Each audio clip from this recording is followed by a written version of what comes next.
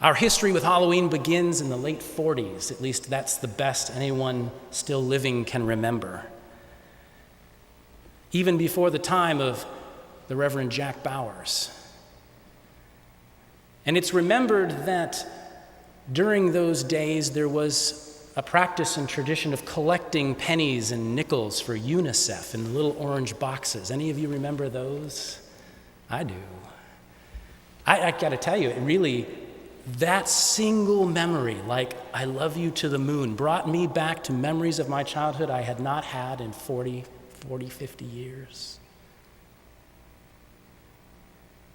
And that the original March of the Goblins was something about giving our young people the opportunity to collect their UNICEF offering from the sanctuary. A cynic would say, oh, it was about cash. More creative minds would suggest there was an opportunity to bring what many churches in our area considered pagan and heretical and do something good with it. And this tradition of the collection that happened, continued for years, if not more than a decade, as a simple tradition, a simple act, a simple gesture in return. And then, long about 1980, a great mythologist appeared among us, by the name of Joseph Campbell. And he taught lectures here about the history of mythology. And his work, through a very serious bit of scholarship called The Masks of God, in which he explored ancient mythologies and archetypal narratives which explain much of where traditions like Halloween come from. And on that Sunday, which just happened to be the Sunday before Halloween, Joseph Campbell was here teaching, and the goblins appeared. And Joseph Campbell writes in writings outside of this archive of our own history, his astonishment at seeing one of the great mythological histories of civilization writ large in a church. And that singular moment was one of the largest reasons he agreed to return for several years thereafter. What was happening there? Well, I think we can remember some of it together. Campbell teaches that in ancient Europe, there was a long-standing tradition of people at this harvest time, at the time when peoples believed the heavens and the earth were compressed, and that our ancestors would come to visit us, many of them none too happy with how they had been treated during life. And so there was a practice of bringing gifts to the grave to appease the ancestors so that we would not be tricked and otherwise terrified during this thin space between heavens and the earth. At that pagan festival called Samhain, which we now know and practice as Halloween. But as this tradition continued through time, Campbell noted, it began to shift, particularly in Celtic Europe. And the Celts did a very Fountain Street kind of thing. They decided, no, not this way, let's turn it upside down. And they began to tell a story that no, we don't visit the graves visit us. And the ancestors came to visit us in their homes, our homes. And the way that they accomplished this was through masked children. And so began the tradition which we receive today of little ones donning a mask and knocking on your door. And we think it's about candy. But the story behind the story, the deep and rich mythology, suggests that, in fact, these children take upon themselves an extraordinary task of becoming a vehicle for our ancestors to visit their homes. And I got to tell you, when I learned this, I was both thrilled and And I was a bit upset.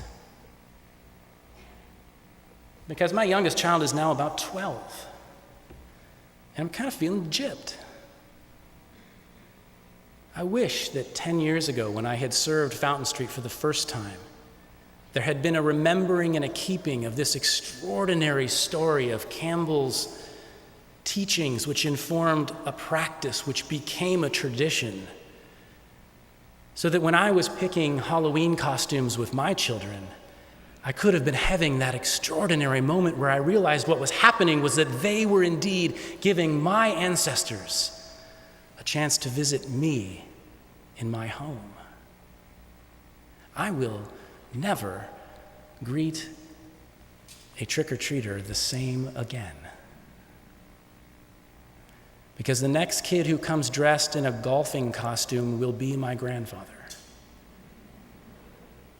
A man who has a profound effect on my life. And this kid will have no idea what they are unleashing upon me.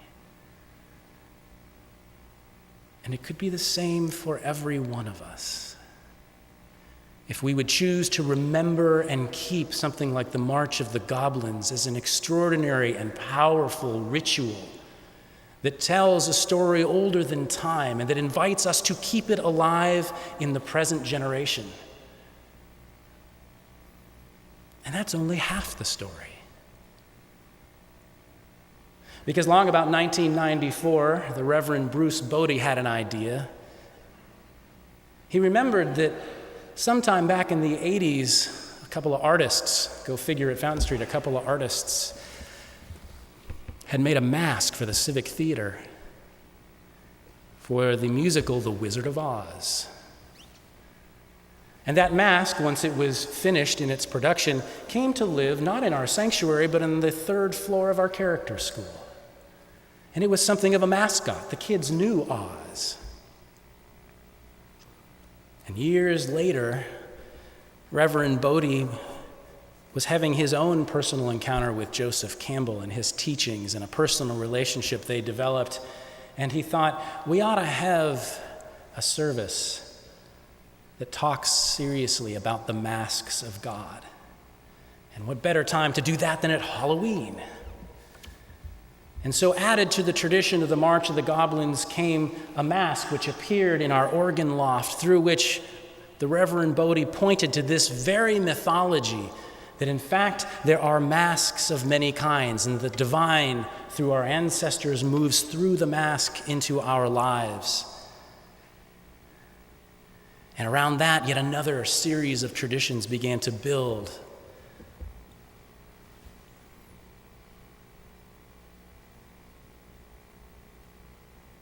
And we've forgotten most of it. Not individually. I know there are people sitting amongst us today. As a matter of fact, I've talked with some of you this week who remember extraordinary details of these rituals and traditions. And as they described them to me, it was not valuable because they sang this song or we walked this way. It was because of what it pointed to. It was religion done in the way that is most powerful, connecting an ancient truth larger than history to our present experience.